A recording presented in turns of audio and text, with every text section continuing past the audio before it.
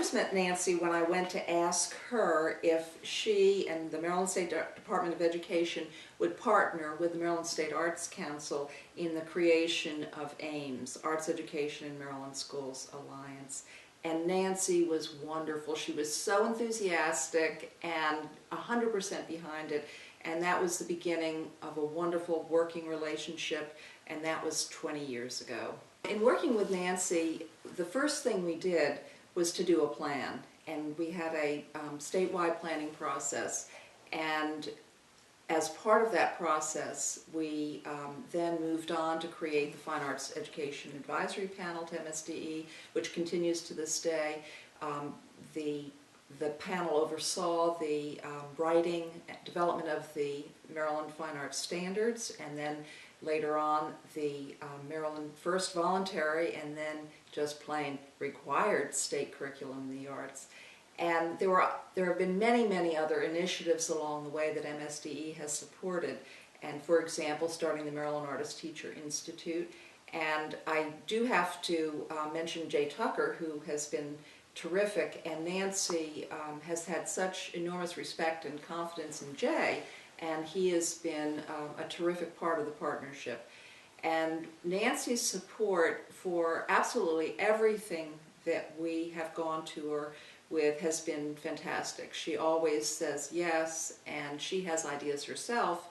And in fact, recently there's been a whole lot of work done in relationship to the arts in early childhood, and that's really bringing together two very important interests of Nancy's, which is early childhood and the arts. As everyone knows, Maryland's first in education, but Maryland is also, we believe, first in arts education, and that is all attributable to Nancy Grasmick's leadership. She has understood the importance of the arts as a core, essential subject area, not an extra, but absolutely central to a child's development.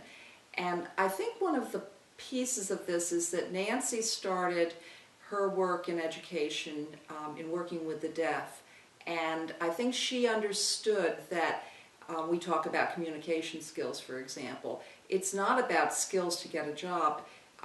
Communication is so fundamental as a human need. People need to express themselves, and Nancy has seen the profound importance of the arts in giving children, and as they grow up and throughout their lives, a means to express themselves in very meaningful ways. Nancy was so receptive to every idea, and in fact was really helped develop ideas and thinking. And she very early on welcomed the idea and was very supportive of the idea of having some dedicated funding going out to school systems.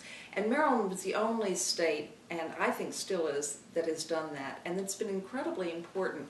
And then at first the money was given out by MSDE in competitive grants, but then we realized that there was really an incredible need for school systems to very carefully plan for how they were going to reach all the children and how they were going to implement the state standards. And so that funding then, with Nancy's leadership, was directed toward the support and implementation of fine arts strategic plans by school systems. And I like to think that actually that idea was a precursor to the state's master plan program for all aspects of education. I think a couple of other things that Nancy did that have been incredibly important and again unique in the country. She hosted with AIMS a couple of different events. One has been superintendent summits, and there have been a number of those over the years, and those were opportunities to bring research in arts education to superintendents of the local systems, and also new and innovative program ideas. And the other events that she co-hosted with AIMS, which I think were really powerful, also were the Dean's Roundtables. And in fact, we just had one a couple of years ago, the most recent.